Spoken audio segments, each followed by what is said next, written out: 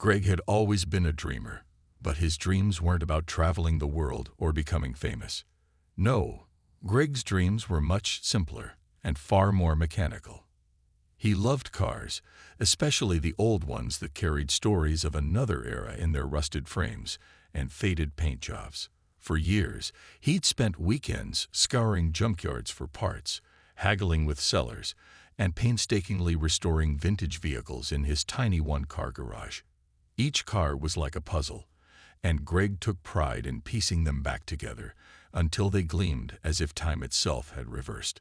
But there was one problem: space, or rather, the lack of it. His modest suburban home came with a garage barely big enough to fit one car, let alone serve as a workshop for his growing collection of projects. Tools hung precariously on every available wallbook, spare parts cluttered the corners, and half-finished restorations sat under dusty tarps because there simply wasn't room to work on them properly. Greg often joked to his friends that he needed a second mortgage just to build an addition onto his house. Deep down, though, he knew this wasn't just a joke, it was a necessity. One day, after months of saving money and sketching designs on napkins during lunch breaks, Greg decided it was finally time. He hired an architect who shared his vision and helped him draft plans for a sleek new extension that would double the size of his garage. The design included high ceilings for lifts, plenty of shelving for tools, and even a small office area where Greg could manage invoices and research rare parts online. It was everything he'd ever wanted, a true sanctuary for his passion. With blueprints in hand, Greg submitted the plans to the city for approval, crossing every T and dotting every I. When the permits came through without issue, he felt like he'd won the lottery. Construction began shortly after, and Greg couldn't have been happier. Every morning, he woke up early to watch the crew pour concrete, frame walls, and install beams. Neighbors walking their dogs stopped by to compliment the progress, and Greg proudly showed off the future workspace, pointing out where each car would go once it was finished. Life seemed perfect, or at least as close to perfect as it could get for someone whose idea of relaxation involved sanding down rusty fenders. What Greg didn't realize, however, was that not everyone in the neighborhood shared his enthusiasm. Unbeknownst to him, his quiet cul-de-sac was governed by a group known as the Homeowners Association, HOA, a committee notorious for its strict enforcement of rules most people didn't even know existed. At the helm of this organization was Barbara, a retired school principal with a clipboard perpetually tucked under her arm and a penchant for order. She ruled the HOA meetings with an iron fist, ensuring every blade of grass was trimmed to regulation height, and every mailbox painted the approved shade of beige. For weeks, Greg remained blissfully unaware of the storm brewing behind closed doors. While he dreamed of revving engines and polished chrome, Barbara and her fellow HOA members scrutinized aerial photos of his property, measuring distances and debating setbacks. What started as a simple garage extension quickly became something else entirely, a test of wills between a man pursuing his passion and a woman determined to uphold her version of perfection. And little did Greg know, this clash would soon lead to one of the most unusual showdowns his sleepy suburb had ever seen. It was a crisp Saturday morning when Greg noticed the envelope lying on his front porch. At first glance, it looked ordinary enough. A plain white envelope with his name typed neatly in the center. But something about it felt off. There was no stamp, no return address, and the words "certified letter" printed boldly across the top. His heart sank as he tore it open and began reading. The letter was from the Homeowners Association, HOA, and its tone was formal, cold, and unyielding.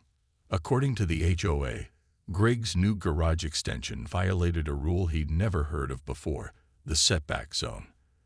This was a narrow strip of land along the edge of his property that wasn't technically part of his lot, but served as a buffer between homes.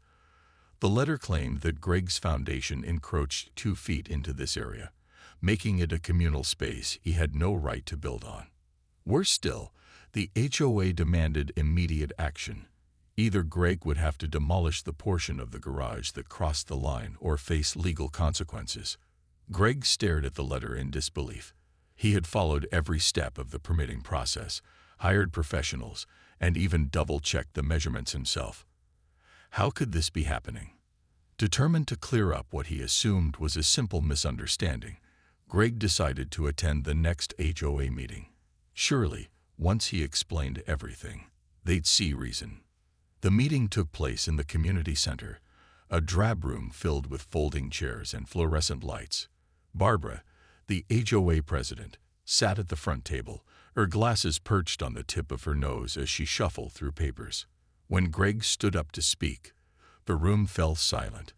He laid out his case carefully, showing them the blueprints, permits, and inspection reports. He pointed out that his plans complied with city zoning laws and argued that the setback rule didn't apply since his garage wasn't obstructing anyone's view or access. But Barbara wasn't swayed. She adjusted her glasses, cleared her throat, and delivered her verdict in a voice so calm it bordered on condescending. "Mr. Thompson," she said, "rules are rules. Whether you agree with them or not, they exist to maintain order and protect property values.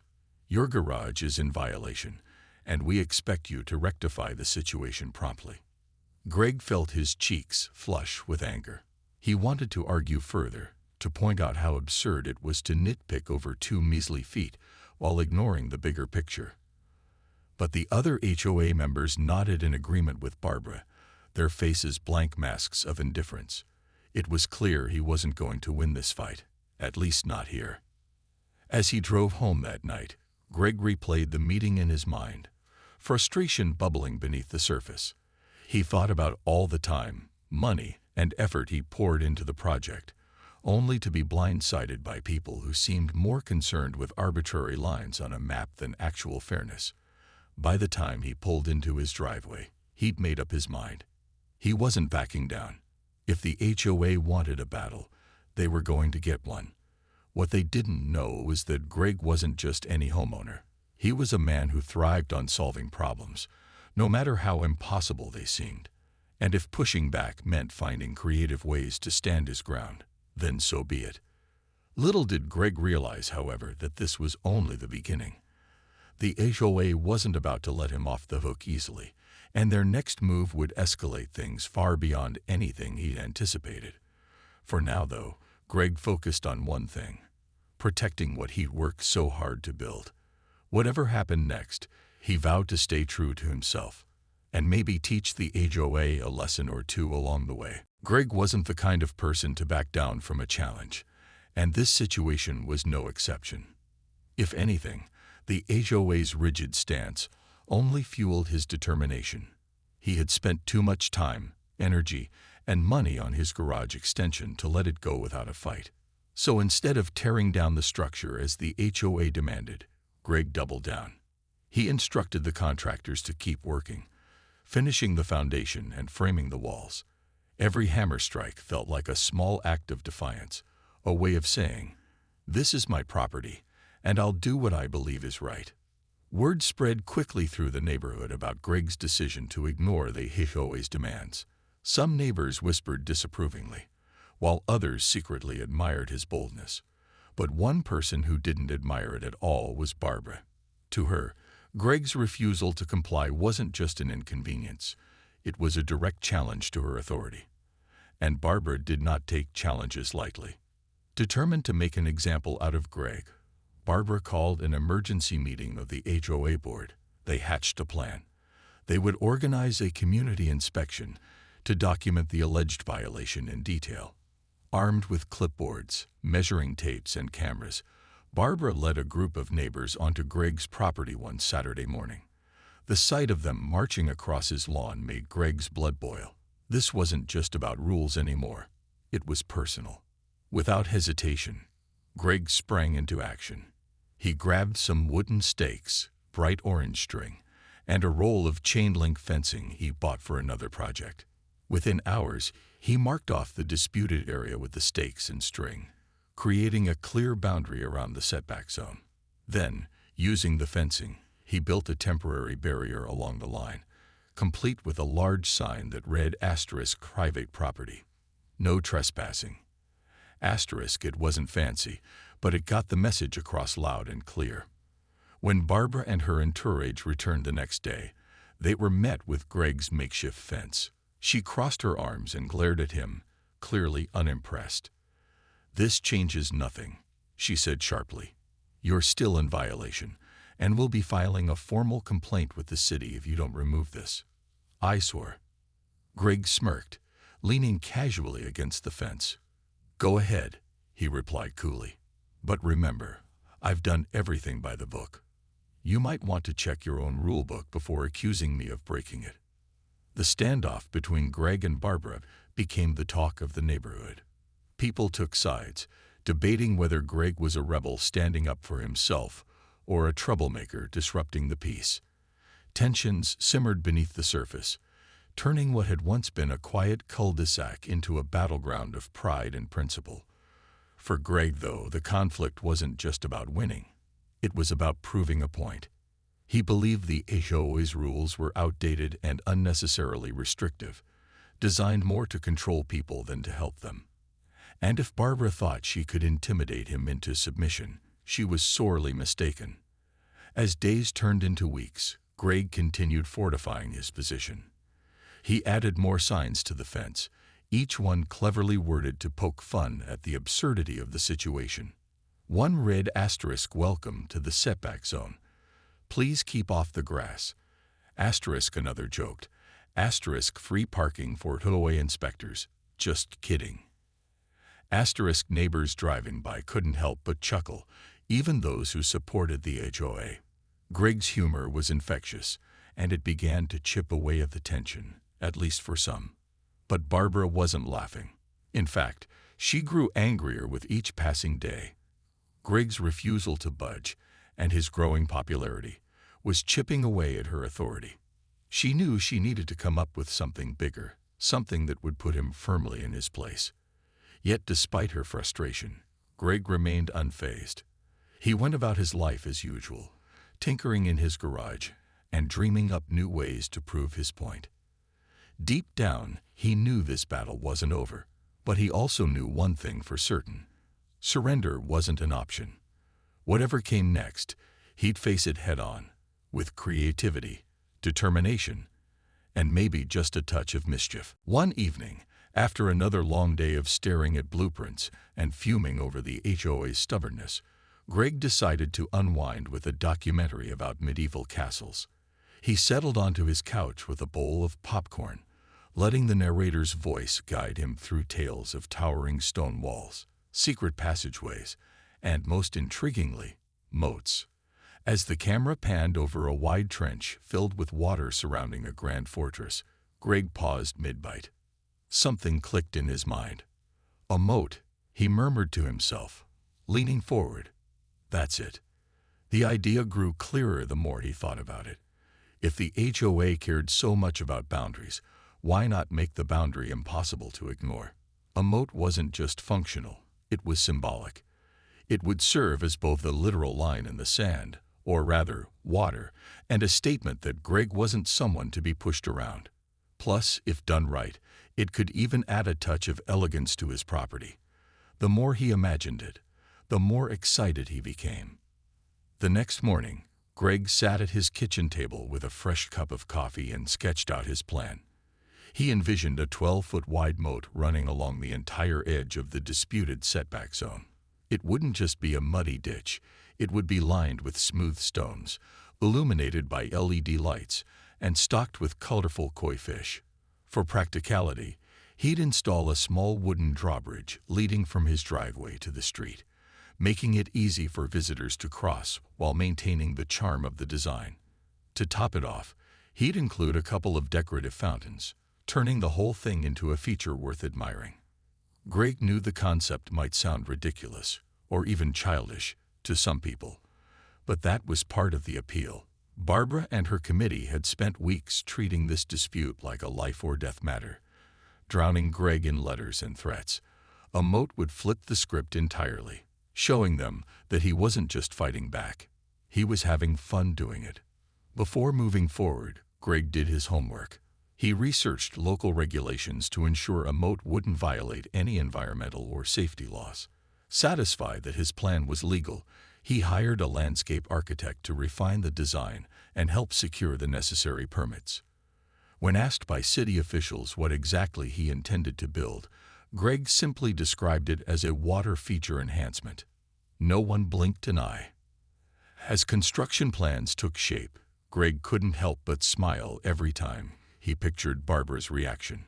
She probably expected him to cave under pressure or storm off in frustration. Instead, he was about to turn her precious setback zone into something far more memorable than either of them had anticipated. This wasn't just about compliance anymore. It was about creativity, resilience, and proving that sometimes rules can inspire solutions no one saw coming. When the first bulldozer arrived on his property to begin digging, Greg stood back and watched with quiet satisfaction. What started as a headache had transformed into an opportunity, a chance to redefine not only his yard, but also how he responded to challenges. And deep down, he knew this moat would become more than just a boundary. It would be a story, a legend, that his neighbors would talk about for years to come. The day the bulldozers rolled onto Greg's property, the neighborhood buzzed with curiosity. Neighbors peeked through their curtains and leaned over backyard fences, trying to figure out what exactly Greg was up to now. At first glance, it looked like any other construction project. Dump trucks hauling away dirt, heavy machinery carving trenches into the earth. But as the days went by, the scope of Greg's plan became impossible to ignore. What had once been a flat stretch of grass along the edge of his property was slowly transforming into something extraordinary. Greg supervised every step of the process, ensuring that his vision came to life exactly as he'd imagined. The trench was carefully dug to a width of 12 feet, wide enough to make a statement but not so large that it overwhelmed the space. Once the digging was complete, workers lined the bottom with smooth stones, creating a sleek, polished look. Then came the water, gently pumped in until it filled the moat to a depth of 3 feet, shimmering under the sunlight like liquid glass. But Greg wasn't done yet. He added decorative touches that turned the functional moat into a work of art. LED lights were installed along the edges, casting a soft glow at night that reflected off the water's surface. A pair of elegant fountains bubbled near the corners, their gentle splashing adding a soothing soundtrack to the backyard. And then there were the koi fish, bright orange and white creatures that swam lazily beneath the surface, turning the moat into a living ecosystem. The piece de resistance, however, was the drawbridge.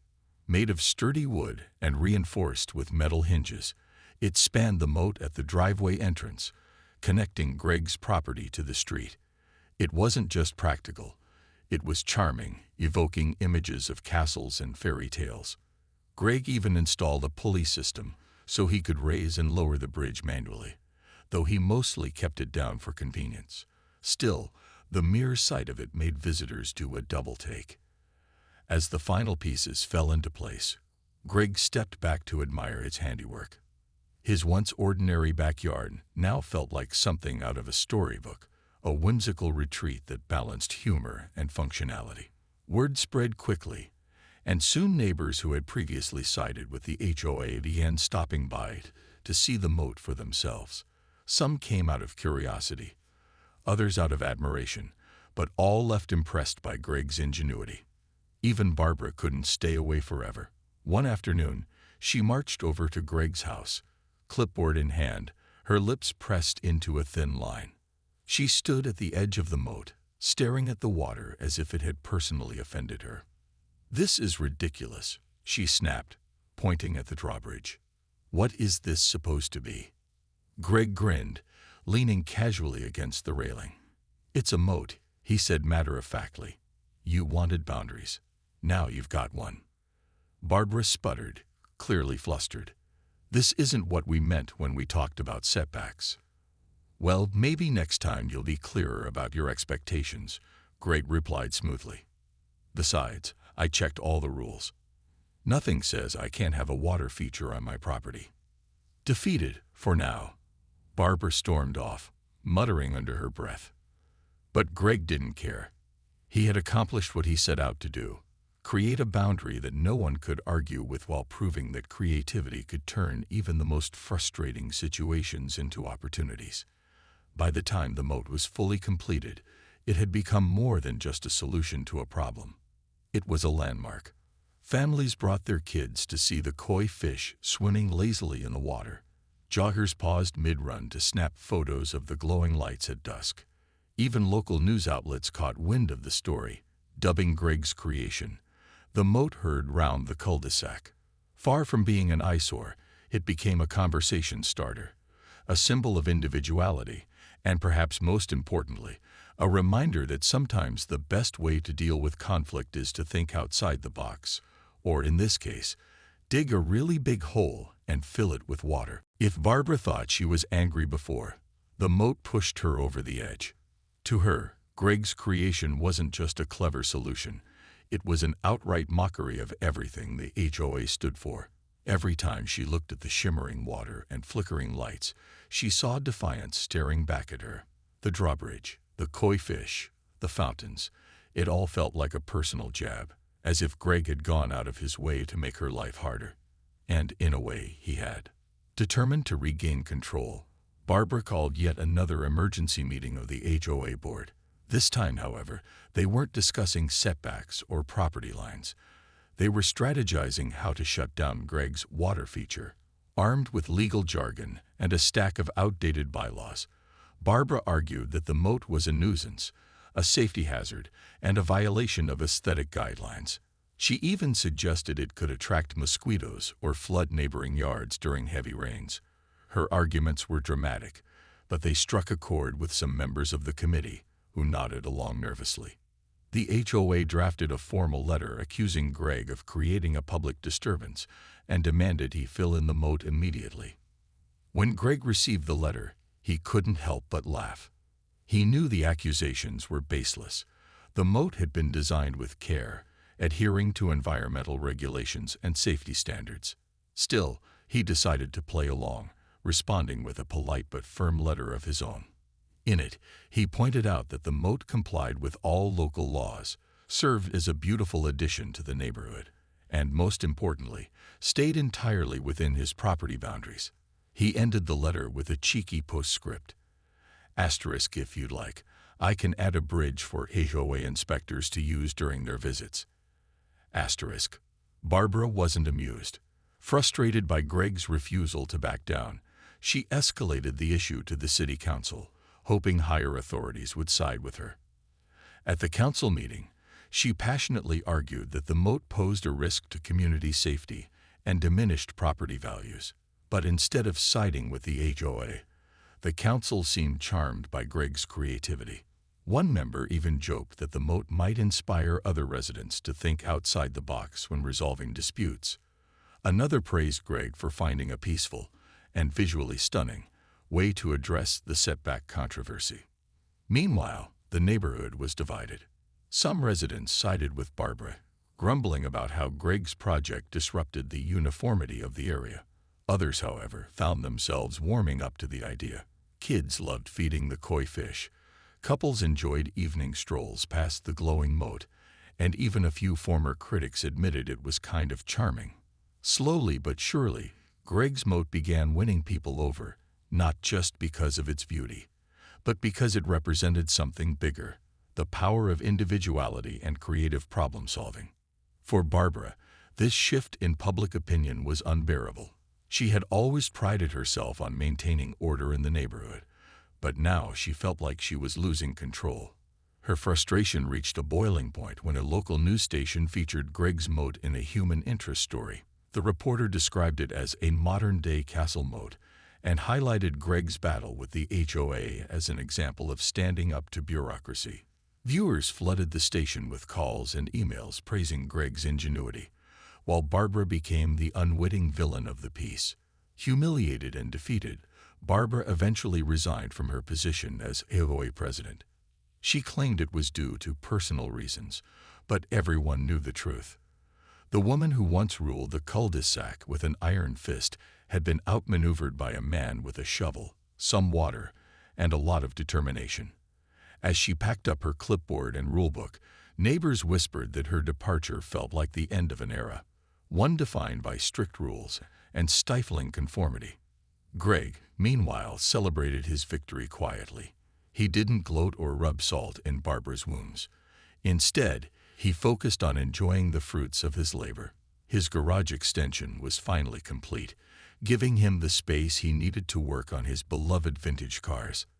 The Moat had become a symbol not just of his triumph over the HOA, but of his ability to turn conflict into creativity. Life in the cul-de-sac returned to normal, or at least as normal as it could be with a 12-foot moat sparkling under the sun. In the months that followed, Greg's moat became more than just a boundary. It became a legend. What started as a solution to a petty dispute turned into one of the neighborhood's most beloved features. Tourists began showing up on weekends, cameras in hand, eager to see the famous Moat house they'd heard about online or seen on local news. Parents brought their kids to marvel at the koi fish swimming lazily beneath the surface, while couples posed for photos near the glowing LED lights after sunset. Even Barbara, who still avoided eye contact with Greg whenever she passed by, couldn't deny that his creation had brought a strange kind of charm to the cul-de-sac. For Greg, life returned to a comfortable rhythm. With his expanded garage finally complete, he spent hours tinkering with his vintage cars, listening to old jazz records as the sound of water lapped gently against the edges of the moat outside. The drawbridge remained lowered most of the time, but every now and then, Greg would raise it just for fun, especially when friends came over. They'd laugh as he pretended to be a medieval lord guarding his fortress, lowering the bridge only after playful bowing and exaggerated pleasantries. It was all in good humor, a reminder that even serious battles could end with smiles. The HOA, meanwhile, struggled to regain its footing after Barbara's resignation. Her replacement, a soft-spoken retiree named Linda, took a far less confrontational approach to leadership. She encouraged compromise and collaboration, often citing Greg's Moat as an example of how creativity could resolve conflict without resorting to hostility. Under her guidance, the neighborhood began to feel less like a place governed by rigid rules, and more like a community where people actually enjoyed living. Some neighbors even started taking cues from Greg's boldness. One family installed a small windmill in their backyard to generate electricity, while another transformed their front yard into a butterfly garden filled with wildflowers. These projects weren't just practical, they were personal, reflecting the passions and personalities of the people behind them. Slowly but surely, the cul-de-sac evolved into a patchwork of unique homes, each telling its own story. Greg's Moat also left a lasting legacy beyond the neighborhood. Local schools invited him to speak at career days, where he shared his journey from car enthusiast to accidental innovator. He told students about the importance of perseverance, thinking creatively, and standing up for what you believe in, even if it means building a giant trench filled with water. His talks inspired kids to dream big and embrace challenges, no matter how daunting they seemed. As years went by, Greg's story became part of the town's fabric. New residents moving into the area would ask about the Moat almost immediately, and longtime neighbors never tired of recounting the tale. Some joked that Greg should charge admission to see the famous water feature, though he always laughed off the suggestion. For him, the real reward wasn't fame or recognition. It was knowing he'd turned a frustrating situation into something meaningful. Looking back, Greg sometimes wondered if things might have turned out differently if he'd simply given in to the HOA's demands. Sure, he could have demolished the extension or paid a fine and moved on with his life. But doing so would have meant sacrificing not just his garage, but also his principles. Instead, he chose to fight back, not with anger or aggression, but with humor, ingenuity, and a healthy dose of stubbornness. And so, whenever someone asked about the Moat, Greg would smile and say, "Sometimes, you have to draw your own line." Whether literal or metaphorical, those words carried weight, not just for him, but for everyone lucky enough to hear his story. Because in the end, Greg's moat wasn't just about property lines or disputes. It was about proving that even in the face of adversity, there's always room for imagination, resilience, and a little bit of magic.